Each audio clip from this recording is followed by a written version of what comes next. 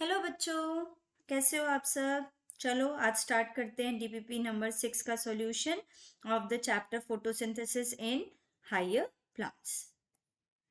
पहला क्वेश्चन कह रहा है कि ऑल फोटोसिंथेसिस प्लांट शो, जितने भी प्लांट जो फोटोसिंथेटिक होते हैं वो क्या शो करते हैं।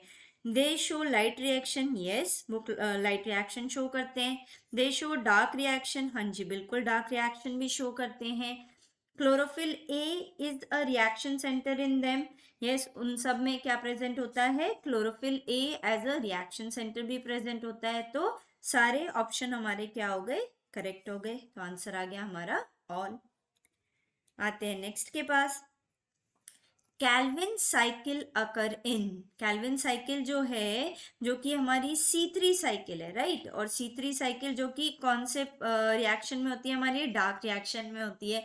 तो ये डार्क रिएक्शन C3 साइकिल जो है, is it occurring in C3 plants only, नहीं। आगे देखते हैं C4 प्लांट्स ओनली, देन आ रहा है both C3 and C4 plants, बिल्कुल ये C3 और C4 दोनों में होती है। Then only in C2 plant, C2 plants में तो होती ही नहीं है। तो हमारा करेक्ट ऑप्शन क्या बन गया, बोथ C3 एंड C4, क्योंकि C4 में जहां C3 में ये कहाँ हो रही है, it is occurring in the mesophyll cells. कहाँ पे बन रही है, मीजोफिल। C4 में ये आपकी कहाँ प्रेजेंट होती है, it occurs in the bundle sheath sales. कहाँ पे होती है, बंडल शीथ सेल्स के अंदर ये डार्क रिएक्शन, मतलब ये C3 साइकिल जो है हमारी हो रही है। तो यहाँ पे आंसर क्या बन गया हमारा, both C3 and C4। Next आ जाते हैं, रीजनरेशन ऑफ RUBP रिक्वायर्स। जब हमारा C3 साइकिल ऑपरेट होती है, राइट, जब C3 साइकिल ऑपरेट हो रही है तो RUBP हमारा कंबाइन करता है कार्बन डाइऑक्साइड के साथ और बनाता है PGA। PGA का रिडक्शन होता है, ठीक है। यहाँ पे कार्बोक्सिलेशन हुआ, जब फिक्सेशन हुई है कार्बोक्सिलेशन हुआ, कार्बोक्सिलेशन के बाद में रिडक्शन वाली स्टेप आती है। एंड यहाँ पे हम देखते हैं कि ATP यूटिलाइज हो रहे होते हैं यहाँ, क्योंकि 2 PGA मॉलिक्यूल बनते हैं तो 2 ATP आपका यूटिलाइज होके 2 ADP में कन्वर्ट हो रहा है। सिमिलरली NADPH ये यूटिलाइज होता है और NADP में कन्वर्ट होता है। देन यहाँ पे हमारा शुगर मॉलिक्यूल बन रहा है। अब शुगर मॉलिक्यूल बनने के बाद हमारा RUBP जो है वो क्या हो जाता है, फिर से वापस आ जाता है।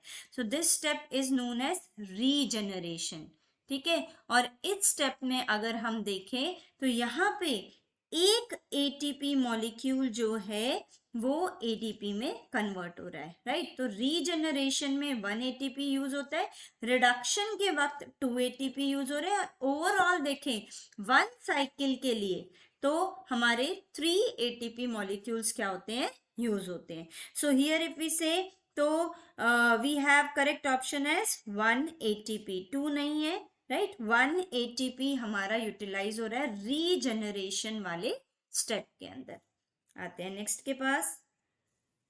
The extra ATP that is required in Calvin cycle is formed by, देखो जब हम कैल्विन साइकिल की बात कर रहे हैं तो कैल्विन साइकिल की जरूरत जो है वो है ATP और NADPH। जहां पे ATP और NADPH जब हम रिडक्शन करते हैं तो 2 ATP यूज हो जाता है, 2 NADPH यूज हो जाता है।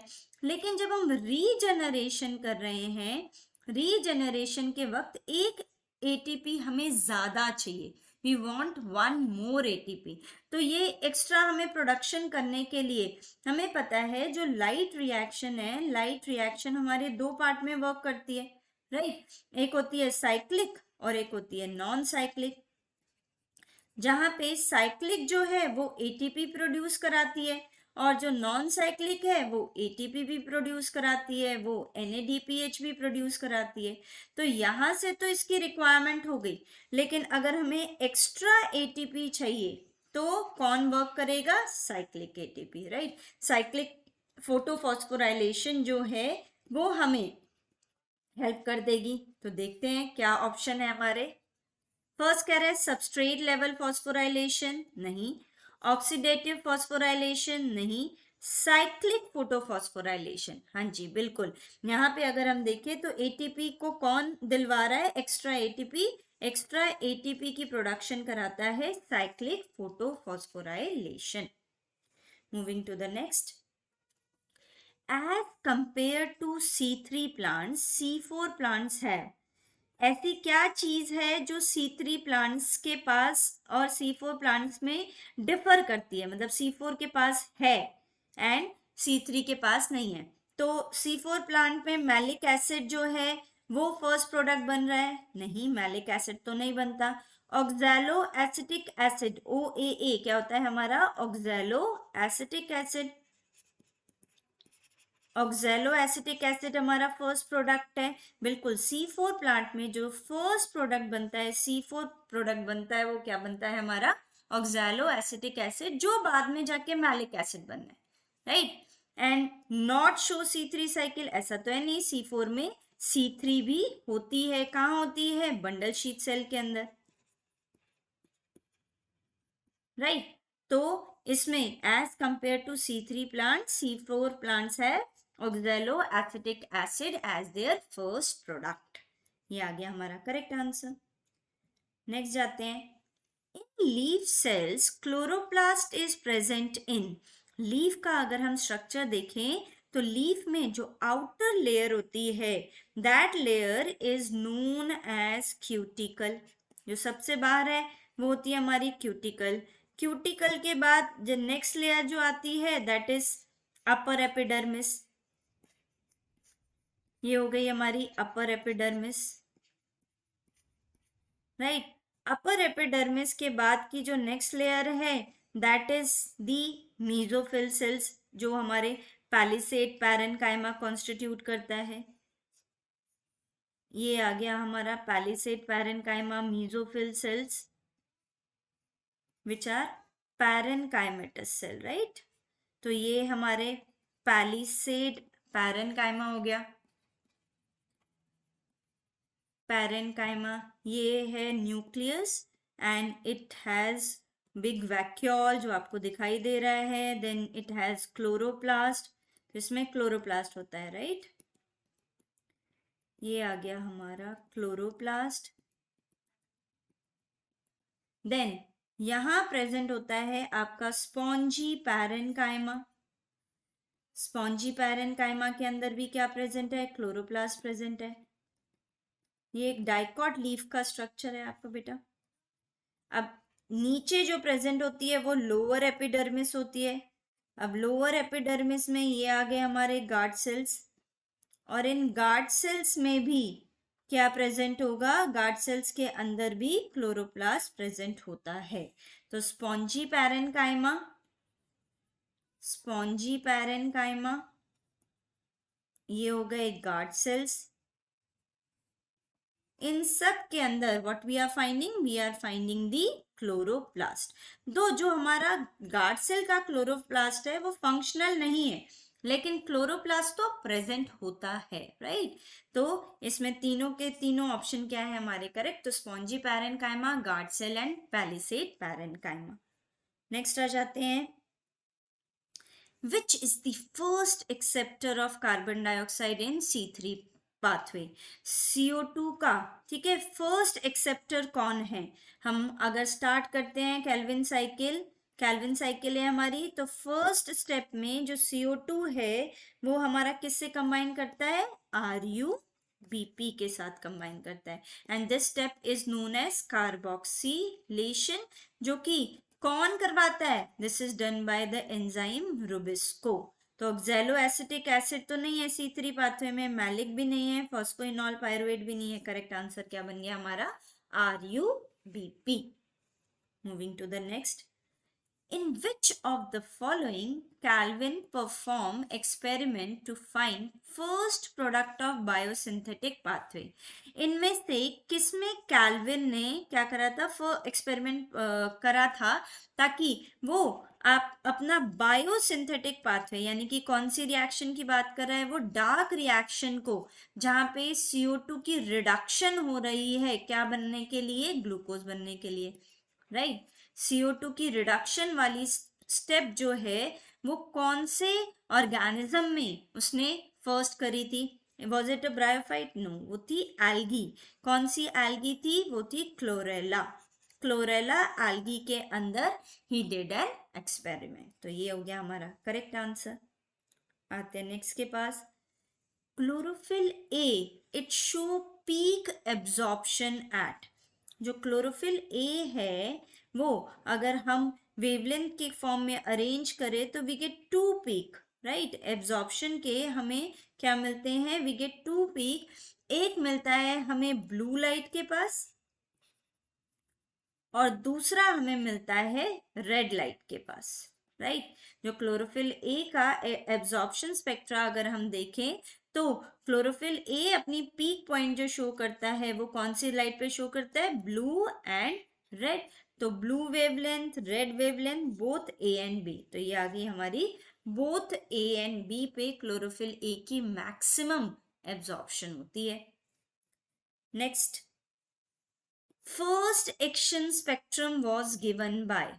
जो फर्स्ट एक्शन स्पेक्ट्रम दिया था वो दिया था साइंटिस्ट एंगलमैन ने, right. Engelmann was the first one to give the action spectrum, जहां पे उन्होंने वो वाटर के अंदर प्रिज्म को रख के स्प्लिटिंग अप भी दिखाया था एंड जो ब्लू और रेड पे क्लैडोफोरा जो है वो आपकी दिखाई थी एल्गी क्लैडोफोरा, जो रेट ऑफ फोटोसिंथेसिस को क्या कर रही थी? एनहांसमेंट में शो करा था उन्होंने यहाँ पे। तो ये जो first action spectra means result, action is result, output, rate जो है वो एंगलमैन के थ्रू हुआ था आपका, राइट। नेक्स्ट आ जाते हैं। Action and absorption spectrum of dash overlap, right.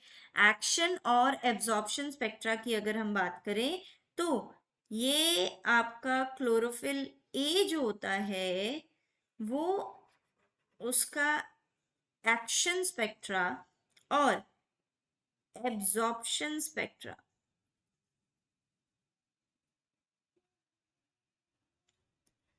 Again अगर बात करें तो एक्शन स्पेक्ट्रा होता है जो रेट ऑफ फोटोसिंथेसिस की बात करता है कि आपका प्रोडक्ट क्या बनना है। प्रोडक्ट जो बनने वाला प्रोडक्ट है उसमें वो है एक्शन एंड एब्जॉर्प्शन इज कौन सी लाइट जो है वो एब्जॉर्ब करके उसको फर्दर लाइट रिएक्शन को एनहेंस करेगा, राइट।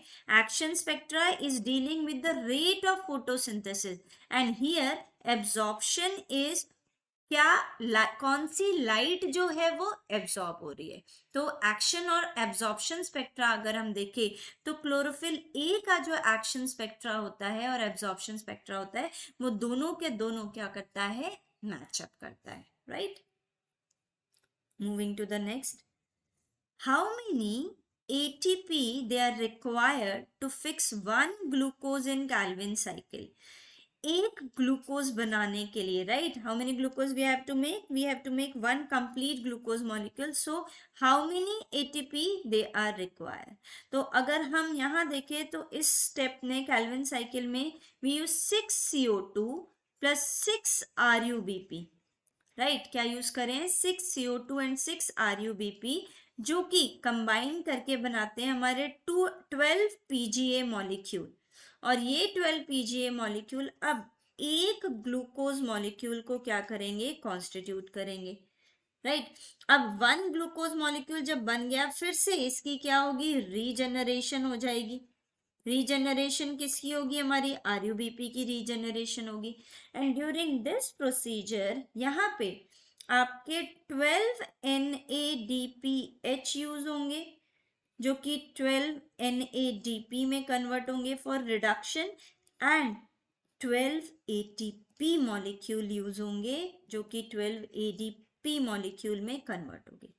लेकिन रीजनरेशन भी तो कराना है और इस रीजनरेशन में हमें 6 ATP मॉलिक्यूल्स यूज करेंगे हम और ये 6 ATP मॉलिक्यूल चेंज हो जाएंगे हमारे 6 ADP मॉलिक्यूल में। तो यहाँ पे अगर हम देखें तो वी आर यूटिलाइजिंग एक हमने यूटिलाइज करा यहाँ पे 12 ATP और दूसरा हमने यूटिलाइज करा यहाँ पे 6 ATP. So a total of हमें कितने मिल गए 12 + 6 दैट इज 18 ATP. तो how many ATP are required to fix one glucose molecule? 12 यहाँ पे 6 यहाँ पे, तो total of 18 ATP molecules. Moving to the next. As compared to chlorophyll A pigment, chlorophyll A pigment के से कंपेयर करें chlorophyll B pigment को, तो क्या देखते हैं हम? अगर हम chlorophyll A देख रहे हैं तो chlorophyll A is present more widely, not chlorophyll B. ठीक है, chlorophyll A जो है एज कंपेयर टू क्लोरोफिल ए, देखो ये क्लोरोफिल बी पिगमेंट की कैरेक्टरिस्टिक को पूछ रहा है ना कि क्लोरोफिल ए, तो यहाँ पे तो ये बोल रहा है कि क्लोरोफिल बी ज्यादा प्रेजेंट होगा. क्लोरोफिल बी ज्यादा नहीं प्रेजेंट होता, क्या ज्यादा प्रेजेंट होता है? Chlorophyll A. It act as a reaction centre, वो हमें पता ही है, सिर्फ कौन होता है? क्लोरोफिल ए रिएक्शन सेंटर होता है. It act as an accessory pigment. Yes, जो क्लोरोफिल बी है उसके अंदर क्या होता है, वो किस तरीके से एक्ट करता है? एज अ एसेसरी पिगमेंट की तरह एक्ट कर रहा है. रिएक्शन सेंटर में तो सिर्फ कौन होता है? आपका क्लोरोफिल ए होता है. नॉट हैव मैग्नीशियम, ऐसा तो नहीं है, दोनों में ही क्या प्रेजेंट है? मैग्नीशियम प्रेजेंट है. तो as compare to chlorophyll A, chlorophyll B pigment जो है वो क्या है? एसेसरी पिगमेंट है. while chlorophyll A जो है it is present more widely and it act as a reaction center. आते हैं नेक्स्ट के पास. Lutein pigment is present in. Lutein जो है एक येलोइश पिगमेंट है, right? And that yellowish lutein pigment is present in maize also. It is present in the green leafy vegetables also, right? Leaves में present है. इन animals also. अब आप कहोगे animals में कहाँ पे? एनिमल्स में अगर आपको आई का पता है, right, this is an I which is having the lens, और ये पीछे की तरफ इसका स्क्लेरा पार्ट हो गया. Then you have a choroid part, then you have a retina part, और रेटिना में there is an area which is known as macula lutea, right? जो रेटिना है, रेटिना में there is a yellow spot. That yellow spot macula lutea contains a pigment known as lutein. तो ये lutein pigment जो है वो मेज में भी है, लीफ में भी है, और एनिमल्स में भी प्रेजेंट है. सो आंसर हो गया हमारा all of the above, right? कहाँ पे? रेटिना में. Eight which position? Macula lutea, जो कि क्या होता है हमारा? Yellow spot. नेक्स्ट चलते हैं. Dark reaction in photosynthesis is called so as. Why do we say it is a dark reaction, right? So first कह रहा है it occurs in dark alone. नहीं, डार्क में नहीं, it needs light also. It does not occur in dark alone, right? ये word देख लेना, dark alone नहीं है. It does not require direct light energy. Yes, यहाँ डार्क रिएक्शन जो है इसको प्रोडक्ट्स ऑफ लाइट रिएक्शन चाहिए, ठीक है? इसको लाइट नहीं चाहिए, इसको प्रोडक्ट ऑफ लाइट चाहिए, तभी हम इसको डार्क रिएक्शन कहते हैं. It can not occur during day time, ऐसा तो है नहीं, डे में भी हो रही है. It occurs more rapidly at night, ऐसा नहीं है, जब तक आप लाइट के प्रोडक्ट नहीं दोगे ये वर्क नहीं करेगी. So it does not require direct light energy, इसीलिए इसको डार्क रिएक्शन. क्योंकि नाम जो थे वो एक जैसे करने थे, लाइट, लाइट का अपोजिट करना था डार्क. तो डार्क का मतलब ये हो रहा था कि हम इसको प्रोडक्ट देंगे जो भी लाइट के इसमें आएंगे, फिर वो चाहे थोड़ी देर के लिए लाइट अनअवेलेबल हो जाए, तो जब तक इसके प्रोडक्ट पड़े हुए हैं वो इसके प्रोडक्ट को क्या कर लिया जाएगा? यूटिलाइज कर लिया जाएगा. सो ये हो गया हमारा करेक्ट. नेक्स्ट आ जाते हैं. डार्क रिएक्शन ऑफ फोटोसिंथेसिस अकर इन. ठीक है, ये हमारा क्लोरोप्लास्ट है. क्लोरोप्लास्ट में दीज आर दी ग्रैनल थैलेकॉइड्स. ये हो गया हमारा stromal lamella. Then we have again the granal thylakoids, granum present है हमारा. तो जो ग्रैनल थैलेकॉइड्स हैं और स्ट्रोमल लैमेला है, इनके अंदर तो क्या होती है, लाइट रिएक्शन। लेकिन जो हमारा स्ट्रोमा होता है, स्ट्रोमा के अंदर क्या है, dark reaction. Light reaction in granal thylakoids and in the stromal lamella, right. तो यहाँ पे हमारा आंसर बन गया, ग्रैना नहीं है, क्या है, stroma. Dark reaction of photosynthesis, it occurs in the stroma. Next, sugar accumulates in chloroplast when there is, sugar जो है वो हमारे क्लोरोप्लास्ट के अंदर, अब ये वो कह रहा है कि हमारे क्लोरोप्लास्ट ने क्या एक्यूमुलेट कर दिया है, शुगर एक्यूमुलेट कर दी है, ठीक है। तो ये कब होगी, जब लाइट रिएक्शन होगी, light reaction occur, dark reaction occur, both A and B, या फोटो रेस्पिरेशन अकर। देखो फोटो रेस्पिरेशन के केस में तो शुगर बनती नहीं है।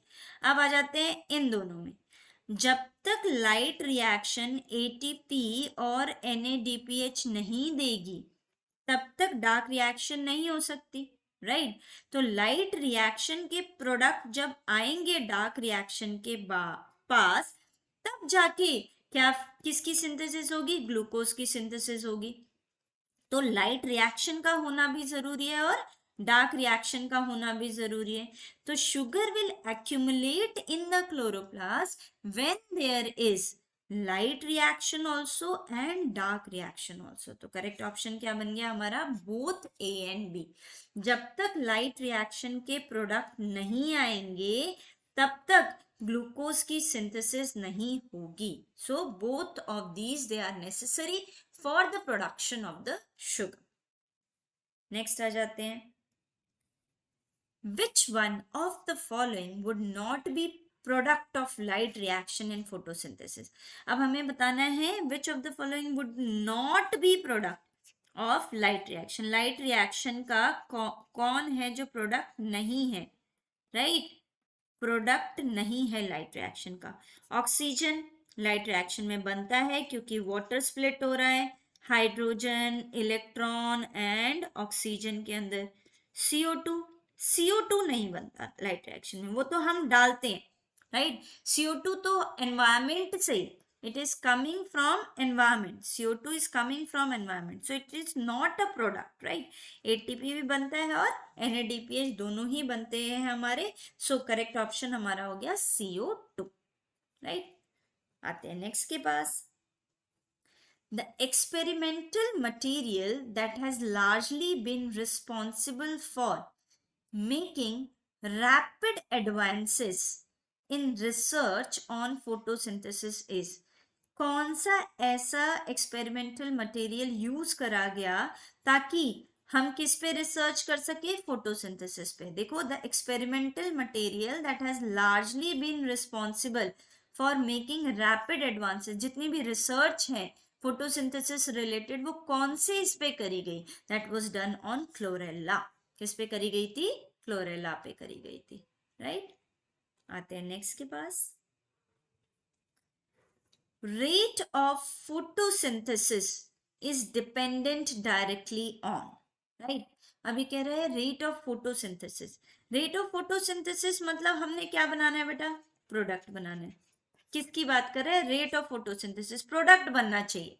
और प्रोडक्ट हमारा ग्लूकोज, सुक्रोज, जो ग्लूकोज जो बनता है सुक्रोज के फॉर्म में ट्रांसपोर्ट होगा और स्टार्च के फॉर्म में जो स्टोर होने वाला है। तो ये जो ग्लूकोज शुगर है वो किस पे डिपेंड करेगी, वो क्या लाइट रिएक्शन पे डिपेंड करेगी, क्या वो डार्क रिएक्शन पे डिपेंड करेगी, वो ऑक्सीजन रिलीज पे डिपेंड करेगी या नन। ऑक्सीजन पे डिपेंड करेगी, नन नहीं होगा। अब बचा लाइट और डार्क रिएक्शन। देखो, लाइट रिएक्शन आपने कर दी, एटीपी की प्रोडक्शन, NADPH की प्रोडक्शन कर दी, लेकिन स्ट्रोमा जो है, स्ट्रोमा के अंदर एंजाइम्स वर्क करनी चाहिए। CO2 की जो कंसंट्रेशन, CO2 का रिडक्शन होना जरूरी है, तब जाके क्या बनेगा, ग्लूकोज बनेगा, राइट। आपने ये प्रोवाइड करा लेकिन CO2 का रिडक्शन ही नहीं हो रहा, तो आप आपका प्रोडक्ट ही नहीं फॉर्म होगा। तो rate of photosynthesis is basically the sugar formation, और वो शुगर फॉर्मेशन जो है कौन से रिएक्शन में हो रही है, डार्क रिएक्शन में हो रही है। तो रेट डिपेंडेंस जो है वो इस पे, फोटोसिंथेसिस डिपेंड जो है वो दोनों रिएक्शन पे करती है, राइट, लाइट पे भी और डार्क पे भी। लेकिन रेट ऑफ फोटोसिंथेसिस, देखो photosynthesis depends on and rate of photosynthesis is dependent on, ये दो अलग स्टेटमेंट है। तो यहाँ पे रेट ऑफ फोटोसिंथेसिस में क्या आ जाएगा आपका, डार्क रिएक्शन, क्योंकि CO2 की रिडक्शन होना जरूरी है, हमारे एंजाइम्स का वर्क करना जरूरी है, बी इट रिबिस्को अगर फंक्शनल होगी, ठीक है, according to the CO2 usage, तो ही हम इसको क्या कर सकेंगे कि yes our sugar will be produce. तो it is dependent on the dark reaction, क्योंकि हमें तो ग्लूकोज, हम ऑटोट्रॉफिक न्यूट्रिशन में ग्लूकोज फॉर्मेशन के ऊपर क्या करें, प्रोडक्ट फॉर्मेशन के ऊपर क्या करें, mostly we are concentrated. Next आ जाते हैं, if green plants they are incubated with O18 labeled water, जो water है, water का जो O है वो 18 से लेबल है। if green plants they are incubated with O18 labeled water, right, which molecule or a photosynthesis product will become radioactive from the given option? तो water H2O अगर 18 वाला है तो what product we are going to get, we are going to get hydrogen ion, we are going to get electron, we are going to get oxygen, right? तो अब ये जो O है, ये O हमारा कौन सा होगा, 18 वाला होगा, राइट? तो अगर हम इसको देखें तो कौन सा प्रोडक्ट हमें 18 वाला मिल रहा है, we are getting the oxygen, तो ये ऑक्सीजन आ गया हमारा करेक्ट ऑप्शन, राइट? नेक्स्ट आ जाते हैं, तो अब यहाँ पे क्वेश्चन पूछा है, how many hydrogen ions they are formed from 12 water molecules, right? तो कितने हाइड्रोजन आयन चाहिए हमें, 12 वाटर मॉलिक्यूल्स कितने बनेंगे, are formed from 12 water molecules during non cyclic photophosphorylation. तो यहाँ पे अगर हम इक्वेशन लिखे तो वाटर H2O ये आपका ब्रेक हो रहा है हाइड्रोजन आयन, इलेक्ट्रॉन, और क्या रिलीज करता है, O2, हाफ O2 मॉलिक्यूल अगर इस इक्वेशन के हिसाब से लिख रहे हैं। तो नाउ वी हैव कितने वाटर मॉलिक्यूल चाहिए हमें, 12 वाटर मॉलिक्यूल। तो 12 वाटर मॉलिक्यूल मतलब अगर मैं इस इक्वेशन को कंप्लीट 12 से मल्टीप्लाई कर दूं तो ये कितना आ जाएगा हमारा, विल बी गेटिंग 12, यहाँ पे पहले इसको बैलेंस कर लेते हैं, तो ये आ गया 2H plus 2 electrons and half O2, तो इसके हिसाब से ये 12 इंटू 2 हो जाएगा, hydrogen ion plus 12 into 2 electrons plus 12 into half O2 molecule. तो ये हमारा बन गया 12 2 ज़ा 24, then again we have 12 2 ज़ा 24 electron and here we have 6 oxygen molecule। तो कितने हाइड्रोजन आयंस चाहिए हमें, will be getting, how many form होंगे हमारे, will be getting 24 hydrogen ions हमें मिल जाएंगे। नेक्स्ट आ जाते हैं, the oxygen that is evolved during photosynthesis, the oxygen evolved during photosynthesis it comes from water molecules, right? जो हमारा ऑक्सीजन है वो हमारा किससे आ रहा है, वाटर मॉलिक्यूल से। And which of the following pairs of element is involved in this reaction, ये जो रिएक्शन है ये हमारी कौन सी रिएक्शन है, फोटोलिसिस ऑफ वाटर। कौन सी रिएक्शन है हमारी, फोटोलिसिस ऑफ वाटर। और फोटोलिसिस ऑफ वाटर के लिए इन्होंने पूछा है विच of the following pair of element is involved, यहाँ पे जो इन्वॉल्व होता है बेटा वो मैंगनीज आयन और क्लोराइड आयन होता है, राइट? तो manganese ion and chloride ion देखें तो ये आ गया हमारा डी ऑप्शन। आते हैं नेक्स्ट के पास, which of the following is a product of dark reaction, इसमें से कौन सा है जो डार्क रिएक्शन का प्रोडक्ट है, right? Is a product of dark reaction, PS2 तो लाइट रिएक्शन में होता है, NADP, यस, जब हम PGA को कन्वर्ट करते हैं शुगर मॉलिक्यूल में, राइट? तो तो NADPH जो है वो मेरा किस में कन्वर्ट हो जाता है, NADP में। तो ये हो गया हमारा ATP। ATP तो प्रोडक्ट नहीं है, ATP तो उल्टा चेंज हो जाता है किसके अंदर, ADP के अंदर चेंज हो जाता है। एंड NADPH भी क्या हो रहा है, NADPH भी चेंज हो रहा है। तो प्रोडक्ट अगर हम देखें तो what are we getting, we are just getting NADP। हमें क्या मिल रहा है, सिर्फ NADP मिल रहा है। नेक्स्ट आ जाते हैं, which of the following is not a product of light reaction of photosynthesis, right? अब ये कह रहा है which of the following is not a product of light reaction, light reaction का प्रोडक्ट नहीं है। NADPH बनता है, राइट, लाइट रिएक्शन में NADPH PS2 PS1 जब इन्वॉल्व होते हैं नॉन साइक्लिक फोटोफॉस्फोराइलेशन में, तब ये क्या हो रहा है, यूज हो रहा है। Then you have ADP, ADP नहीं बनता, वी गेट एन ATP, राइट। तो ATP नॉट अ प्रोडक्ट, तो आ गया हमारा ADP। ATP बनता है, ऑक्सीजन ऑब्वियसली हमारा लाइट रिएक्शन जब नॉन साइक्लिक हो रही है तो वाटर की स्प्लिटिंग से हमें क्या मिल रहा है, वी आर गेटिंग ऑक्सीजन। सो यहाँ पे आ गया हमारा ATP मॉलिक्यूल। नेक्स्ट आ जाते हैं, in photosynthesis and respiration, photosynthesis और रेस्पिरेशन में which of the following is common, क्या चीज दोनों में क्या है, कॉमन है। In eukaryote both processes occur in specialised organ, eukaryote में ये दोनों ही प्रोसेसेस एक स्पेशलाइज्ड ऑर्गन में हो रही है। एक हो रही है आपकी माइटोकॉन्ड्रिया में और एक हो रही है आपकी किसके अंदर, रेस्पिरेशन एंड फोटोसिंथेसिस एक हो रही है क्लोरोप्लास्ट के अंदर, राइट। फोटोसिंथेसिस होगी क्लोरोप्लास्ट में, रेस्पिरेशन होगी माइटोकॉन्ड्रिया में। Then ATP synthesis in both processes relies on chemiosmotic mechanism, दोनों में ATP सिंथेसिस हो रहा है और दोनों ही किस मेथड से बनाती है, केमियोस्मोटिक मैकेनिज्म से बना रही है। And both use electron transport chain और इलेक्ट्रॉन ट्रांसपोर्ट सिस्टम, बिल्कुल दोनों ही यूज कर रही है। So in this all of the above, सारे ही स्टेटमेंट हमारे क्या हो गए, करेक्ट हो गए। आते हैं नेक्स्ट के पास, proton gradient is very important across the membrane because, ये हमारा मेम्ब्रेन है, लाइक ये हमारी क्लोरोप्लास्ट है और क्लोरोप्लास्ट के अंदर this is my thylakoid membrane, तो यहाँ पे बनता है ना हमारा प्रोटॉन ग्रेडियंट, यहाँ पे हम बनाते हैं। So proton gradient is very important across the membrane, क्यों, building up of proton gradient releases energy. Next कह रहा है building up of proton gradient increases the pH towards the lumen side of thylakoid membrane. Breakdown of proton gradient releases carbon dioxide and breakdown of proton gradient releases energy. देखो यहाँ पे जब first word कह रहा है building up of proton gradient, यहाँ पे H+ बन रहा है, उससे एनर्जी रिलीज नहीं हो रही। देखो बिल्डिंग अप बोला उसने, ठीक है, तो बिल्डिंग अप से प्रोटॉन ग्रेडियंट से एनर्जी नहीं रिलीज होती। देन नेक्स्ट कह रहा है building up of proton gradient increases the pH towards the lumen side of the thylakoid membrane. यहाँ पे अगर आप H+ आयंस बढ़ा रहे हो तो pH जो है वो क्या होता जा रहा है, डिक्रीज होता जा रहा है, मतलब एसिडिक लो pH होता जा रहा है, राइट, लो pH जो है वो फॉर्म होता जा रहा है।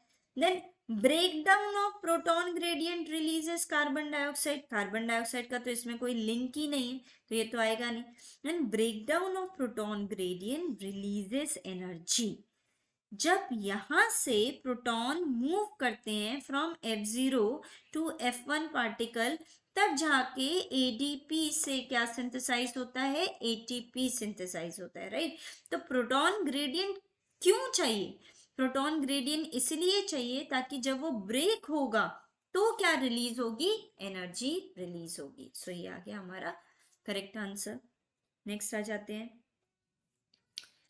ATP and NADPH produced in light reaction by the movement of electrons in ETC are used immediately for, जो ATP और NADPH राइट जो बने हैं किसमें, लाइट रिएक्शन में, ATP एंड NADPH जो कहाँ बने हैं, in light reaction, by the movement of electrons, जो इलेक्ट्रॉन्स ETC में मूव कर रहे थे, are used immediately for, क्या करने के लिए, are they use for oxidation of carbohydrate, नहीं कार्बोहाइड्रेट की तो ऑक्सीडेशन नहीं हो रही, synthesis of sugar in biosynthetic phase, yes, जो डार्क रिएक्शन में ये क्यों जा रहे हैं, क्यों, ताकि क्या बना पाए, शुगर की सिंथेसिस कर पाए, then reduction of carbon dioxide, CO2 को रिड्यूस करके by the use of NADPH RUBP, ये क्या कर रहे हैं, and energy in the form of ATP phosphorylation करने के लिए, ये किस में यूज कर रहे हैं, ग्लूकोज बनाने के लिए, तो for the synthesis of sugar in biosynthetic phase and reduction of carbon dioxide, दोनों ही काम करें, तो ये आ गया हमारा both B and C। Next आ जाते हैं, if the light becomes unavailable during photosynthesis, then, अगर लाइट जो है वो अब क्या हो गई है, अनअवेलेबल हो गई है, नहीं आ रही, राइट, ड्यूरिंग फोटोसिंथेसिस, तब क्या होगा, immediately biosynthetic process stop, immediately तो नहीं स्टॉप होती क्योंकि लाइट रिएक्शन ने काफी सारे क्या बना के रखे हुए, ATP और NADPH, तो जब तक ये सब यूटिलाइज नहीं होएगा तब तक वो स्टॉप नहीं होते, इमीडिएटली बायोसिंथेटिक प्रोसेस स्टॉप नहीं होगा, biosynthetic phase does not stop, does not stop तो ऐसा नहीं है कि खत्म ही नहीं होएगा, खत्म तो होगा, जब तक ये अवेलेबल है तब तक ये चलता रहेगा, तो डज नॉट स्टॉप नहीं आएगा, stop will stop when these things they will be unavailable, biosynthetic phase stops forever, forever तो नहीं है, अगर थोड़ी देर के लिए बिकम्स अनअवेलेबल, थोड़ी देर के लिए अनअवेलेबल है, ऐसे नहीं कि इन्होंने बोला कि दे ही नहीं रहे हम, बिल्कुल स्टॉप कर दिया, तो बायोसिंथेटिक फेज स्टॉप्स फॉरएवर नहीं होगा, biosynthetic phase continues for some time and then stops, yes, biosynthetic phase कुछ टाइम के लिए चलेगा जब तक हमारे पास क्या प्रेजेंट होंगे, ATP और NADPH, और तब जाके ये क्या होएगा, स्टॉप होएगा, सो ये हो गया हमारा करेक्ट ऑप्शन। नेक्स्ट आ जाते हैं, ड्यूरिंग द डार्क रिएक्शन में the acceptor of CO2 is, dark reaction में CO2 को कौन एक्सेप्ट कर रहा है, इज इट NADPH2, नहीं, RUBP, yes, RUBP is the acceptor of the CO2 in Calvin cycle, हमारे कैल्विन साइकिल में RUBP हमारा एक्सेप्टर होता है, okay, so thank you all.